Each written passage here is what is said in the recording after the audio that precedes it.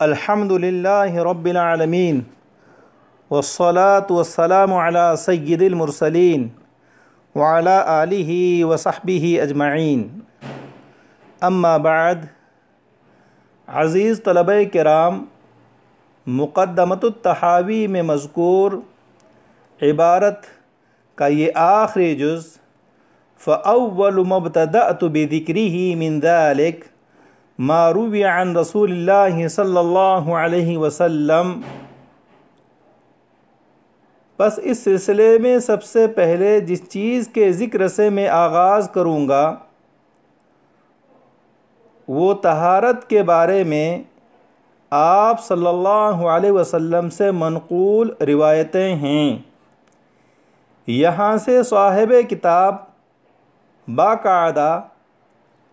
اپنی اس عظیم الشان کتاب کا آغاز فرما رہے ہیں۔ امام طحاوی رحمۃ اللہ علیہ نے مذکورہ عبارت میں یہ دعویٰ فرمایا کہ وہ اپنی اس کتاب میں آپ صلی اللہ علیہ وسلم سے مروی مرفوع روایتوں کو بیان کریں گے۔ آپ کے اس دعوے پر یہ اشکال و اعتراض وارد ہوتا ہے کہ کتاب میں تو آپ نے مرفوع روایتوں کے علاوہ مذاہب ائمہ، علماء کی تعویلات، حضرات صحابہ و تابعین کے اقوال اور رجال روایات پر بحث وغیرہ بھی فرمائی ہے، تو آپ کا یہ دعویٰ کیسے صحیح ہے کہ آپ اپنی اس کتاب میں آپ صلی اللہ علیہ وسلم سے مروی مرفوع روایتوں کو ہی بیان فرمائیں گے؟ عزیز طلبہ کرام، اس اشکال و اعتراض کے دو جواب دیے جا سکتے ہیں۔ جواب اول، مرفوع روایات و احادیث کے علاوہ حضرت امام طحاوی رحمۃ اللہ علیہ نے جتنی چیزیں بیان فرمائی ہیں وہ سب مرفوع روایات کے تابع اور مؤید ہیں، مستقل نہیں ہیں، اس لیے اس اشکال و اعتراض کی ضرورت نہیں ہے۔ جواب ثانی یہ ہے کہ کلام رسول کی دو قسمیں ہیں۔ قسم اول کلام صریح، جس کو حدیث مرفوع سے تعبیر کیا جاتا ہے۔ کلام صریح جس کو حدیث مرفوع سے تعبیر کیا جاتا ہے کہ وہ صراحتاً آپ صلی اللہ علیہ وسلم سے مروی ہیں۔ قسم ثانی کلام رسول دلالتاً و اشارتاً، جو براہ راست آپ صلی اللہ علیہ وسلم سے منقول نہ ہو لیکن در حقیقت آپ ہی کا کلام ہو، تو مذاہب ائمہ اور تعویلات علماء وغیرہ یہ سب کلام رسول دلالتاً و اشارتاً کے قبیل سے ہیں۔ اس لیے حضرت امام طحاوی رحمۃ اللہ علیہ کا یہ دعویٰ ما روی عن رسول اللہ صلی اللہ علیہ وسلم فی الجملہ صحیح و درست ہیں۔ آگے کی عبارت فَمِن ذَلِكَ بَابُ الْمَاءِ تَقَعُ فِيهِ النَّجَاسَةُ، وہ پانی جس میں ناپاکی گر جائے۔ اس باب کے تحت حضرت امام طحاوی رحمۃ اللہ علیہ نے 5 احادیث مبارکہ کو ذکر فرمایا ہے۔ نمبر 1، حدثنا محمد بن خزیمۃ ابن راشد البصری قال حدثنا الحجاج بن المنہال قال حدثنا حماد بن سلمة عن محمد بن اسحاق عن عبید اللہ بن عبد الرحمن عن أبي سعيد الخدري أن رسول الله صلى الله عليه وسلم كان يتوضأ من بئر بضاعة فقيل يا رسول الله صلى الله عليه وسلم إنه يلقى فيه الجيف والمحائز فقال إن الماء لا ينجس. نمبر 2 حدثنا إبراهيم بن أبي داود وسليمان أبو داود الأسدي قال حدثنا أحمد بن خالد الوهبي قال حدثنا محمد بن إسحاق عن صليط بن أيوب عن عبيد الله بن عبد الرحمن بن رافع عن أبي سعيد الخدري قال قيل يا رسول الله صلى الله عليه وسلم إنه يستقى لك من بئر بضاعة وهي بئر يطرح فيها عزيرة الناس ومحائز النساء ولحم الكلاب فقال إن الماء طهور لا ينجسه شيء. نمبر 3 حدثنا إبراهيم قال حدثنا عيسى بن إبراهيم البركي قال حدثنا عبد العزيز بن مسلم القسملي قال حدثنا مطرف عن خالد بن أبي نوف عن ابن أبي سعيد الخدري عن أبيه قال انتهيت إلى رسول الله صلى الله عليه وسلم وهو يتوضأ من بئر بضاعة فقلت يا رسول الله أتتوضأ منها وهي يلقى فيها ما يلقى من النتن فقال رسول الله صلى الله عليه وسلم الماء لا ينجسه شيء. نمبر 4 حدثنا إبراهيم بن أبي داود قال حدثنا أصبغ بن الفرج قال حدثنا حاتم بن إسماعيل عن محمد بن أبي يحيى الأسلمي عن أمه قالت دخلنا على سهل بن سعد في 4 نسوة فقال لو سقيتكم من بئر بضاعة لكرهتم ذلك وقد سقيت رسول الله صلى الله عليه وسلم منها بيدي. نمبر 5 حدثنا فهد بن سليمان بن يحيى قال محمد بن سعيد الأصبهاني قال أنا شريك بن عبد الله النخعي عن طريف البصري عن أبي نضرة عن جابر أو أبي سعيد قال كنا مع رسول الله صلى الله عليه وسلم في سفرنا فانتهينا إلى غدير وجيفة فكففنا وكف الناس حتى أتانا رسول الله صلى الله عليه وسلم فقال ما لكم لا تستقون فقلنا يا رسول الله صلى الله عليه وسلم هذه الجيفة فقال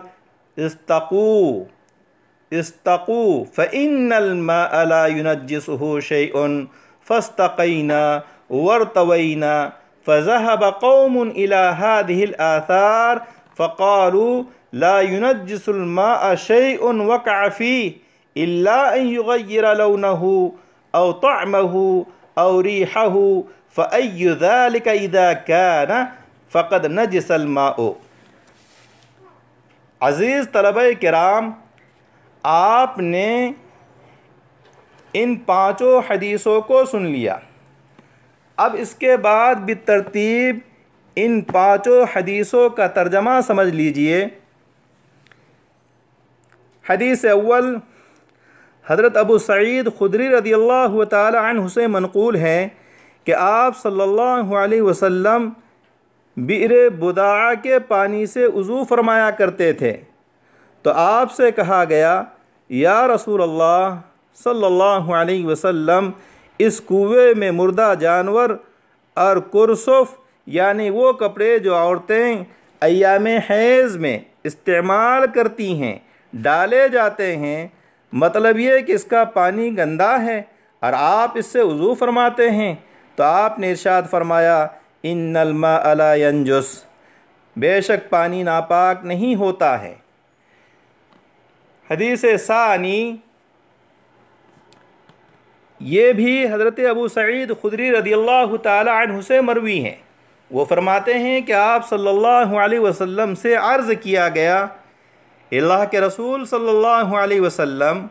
آپ کے لیے بیر بضاعہ سے پانی لایا جاتا ہے، وہ ایسا کنواں ہے جس میں لوگوں کے عذیرہ یعنی پاخانے اور عورتوں کے حیض کے چیتھڑے اور کتوں کا گوشت ڈالا جاتا ہے۔ تو آپ صلی اللہ علیہ وسلم نے ارشاد فرمایا، بے شک پانی طہور ہیں، یعنی پاک کرنے والا ہے،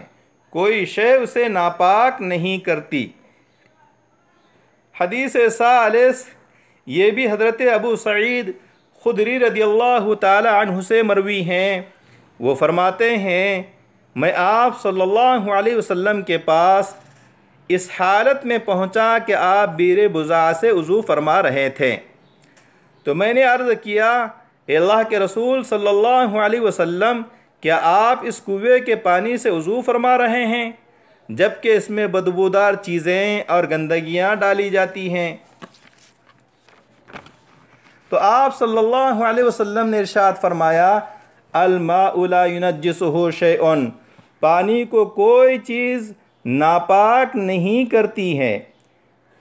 حدیث رابع جسے ابو یحییٰ اسلمی نے اپنی والدہ سے نقل کیا ہے، وہ فرماتی ہیں، ہم 4 عورتیں سہل بن سعد کے پاس آئیں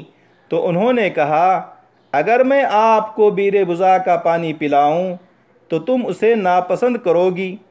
جبکہ میں نے اپنے ہاتھوں سے آپ صلی اللہ علیہ وسلم کو اس کا پانی پلایا ہے۔ حدیث خامس جسے حضرت جابر بن عبداللہ نے روایت فرمایا ہے کہ ہم ایک سفر میں آپ صلی اللہ علیہ وسلم کے ساتھ تھے، ہم ایک تالاب پر پہنچے، اس میں مردہ جانور تھا، تو ہم اور دیگر لوگ اس کے پانی کے استعمال سے رک گئے، یہاں تک کہ آپ صلی اللہ علیہ وسلم ہمارے پاس تشریف لے آئے، تو آپ صلی اللہ علیہ وسلم نے ہم سے دریافت فرمایا، تمہیں کیا ہوا؟ تم اس کا پانی کیوں نہیں پی رہے ہو؟ تو ہم نے عرض کیا، یا رسول اللہ صلی اللہ علیہ وسلم، ہذہ الجیفہ، کیسے پیے؟ اس میں یہ مردہ جانور ہیں۔ تو آپ نے فرمایا، استقوا فإن الماء لا ينجسه شيء، پیو، پانی کو کوئی چیز ناپاک نہیں کرتی۔ تو آپ کے اس ارشاد کے بعد ہم نے پیٹ بھر کر پانی پی لیا۔ بعض لوگوں نے انہی احادیث مبارکہ کو اپنا مذہب قرار دیا اور کہا پانی کو ناپاک قرار نہیں دے گی ایسی شے جو اس میں واقع ہو، مگر یہ کہ وہ شے پانی کے رنگ یا مزہ یا بو کو بدل دے۔ عزیز طلبہ کرام، امام طحاوی رحمۃ اللہ علیہ نے اس باب میں 2 اہم ترین اختلافی مسئلوں کو بیان فرمایا ہے۔ مسئلہ اولا، پانی میں نجاست گرنے سے پانی کے پاک رہنے اور ناپاک ہو جانے کی بابت۔ مسئلہ ثانیہ، مائع قلیل و کثیر، تھوڑا پانی اور زیادہ پانی کے سلسلے میں، جو ہم علماء کے مابین مسئلہ قلتین سے معروف و مشہور ہیں۔ پہلے مسئلے کی بابت علامہ بن نوری رحمۃ اللہ علیہ نے معارف السنن میں فرمایا کہ اس سلسلے میں علماء کے اقوال 20 سے تجاوز کر چکے ہیں، یعنی 20 سے زیادہ اقوال ہیں۔ ان میں سے 4 اقوال مشہور ہیں جنہیں زیر بحث لانا ضروری معلوم ہوتا ہے۔ قول اول، حضرت مولانا رشید احمد گنگوہی رحمۃ اللہ علیہ نے الکوکب الدری میں فرمایا ہے کہ حضرت عائشہ، حضرت حسن بصری اور داؤد ظاہری کے نزدیک جب پانی میں نجاست گر جائے تو پانی اس وقت تک ناپاک نہیں ہوتا ہے جب تک کہ اپنی طبیعت پر باقی رہے، یعنی اس کی رقت و سیلان باقی رہے، خواہ پانی قلیل ہو یا کثیر، اس کے اوصاف ثلاثہ میں تغیر ہو یا نہ ہو۔ لیکن حضرت گنگوہی رحمۃ اللہ علیہ یہ بھی فرماتے ہیں کہ حضرت عائشہ کی طرف اس قول کو منسوب کرنا صحیح نہیں ہے، کیونکہ حضرت عائشہ صدیقہ رضی اللہ تعالی عنہا سے اس بارے میں کوئی صحیح روایت ثابت نہیں ہے، لہٰذا اس قول کو زیر بحث لانے کی ضرورت نہیں ہے۔ قول ثانی، علامہ بن نوری رحمۃ اللہ علیہ نے معارف السنن میں، حضرت مولانا خلیل احمد سہارنپوری رحمۃ اللہ علیہ نے بذل المجہود میں، حضرت جی مولانا یوسف صاحب رحمۃ اللہ علیہ نے امان الاحبار میں، حضرت شیخ نے اوجز المسالک میں، ملک العلماء علامہ کاسانی نے بدائع الصنائع میں نقل فرمایا ہے کہ حضرت امام مالک، سعید ابن مسیب، ابراہیم نخعی، عبد الرحمن ابن ابی لیلہ، اکرمہ، جابر ابن زید کے نزدیک پانی میں نجاست گر جانے سے اس وقت تک پانی ناپاک نہیں ہوگا جب تک کہ اس کی اوصاف ثلاثہ میں سے کوئی وصف متغیر نہ ہو، جب تک کہ اس کے اوصاف ثلاثہ میں سے کوئی وصف متغیر نہ ہو، چاہے پانی کم ہو یا زیادہ۔ کتاب میں فَذَهَبَ قَوْمٌ إِلَى هَذِهِ الْآثَارِ کے مصداق یہی لوگ ہیں۔ قول ثالث، علامہ بن نوری رحمۃ اللہ علیہ نے معارف السنن میں، حضرت گنگوہی نے الکوکب الدری میں، علامہ سہارنپوری نے بذل المجہود میں، حضرت شیخ نے اوجز المسالک میں، ابن رشد مالکی نے بدایت المجتہد میں، حضرت جی مولانا یوسف صاحب نے امان الاحبار میں، زین الدین ابن نجیم المصری نے البحر الرائق میں، اور علامہ کاسانی نے بدائع الصنائع میں، امام شافعی، امام احمد ابن حنبل، اسحاق ابن راہوی، ابو ثور، ابو عبید، محمد ابن اسحاق اور ابن خزیمہ کا مذہب نقل فرمایا ہے کہ ان کے نزدیک اگر مائع قلیل میں نجاست گر جائے تو مطلقاً ناپاک ہو جاتا ہے، اگرچہ احد الاوصاف میں تغیر نہ ہو، اور اگر مائع کثیر میں نجاست گر جائے تو اس وقت تک ناپاک نہیں ہوتا جب تک کہ احد الاوصاف میں تغیر نہ ہو۔ قول رابع، حضرات حنفیہ کے نزدیک اگر مائع قلیل میں نجاست گر جائے تو یہ مطلقاً ناپاک ہو جاتا ہے، خواہ احد الاوصاف میں تغیر نہ ہو، اور اگر مائع کثیر میں نجاست گر جائے تو وہ اس وقت تک ناپاک نہیں ہوگا جب تک کہ احد الاوصاف متغیر نہ ہو۔ کتاب میں وخالفہم فی ذالک آخرون کے مصداق قائلین قول ثالث و رابع ہیں۔ حضرات شوافع و حنابلہ کے نزدیک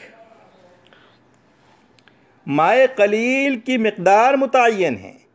یعنی مقدار قلتین جو تخمینی نہیں بلکہ تحقیقی ہے۔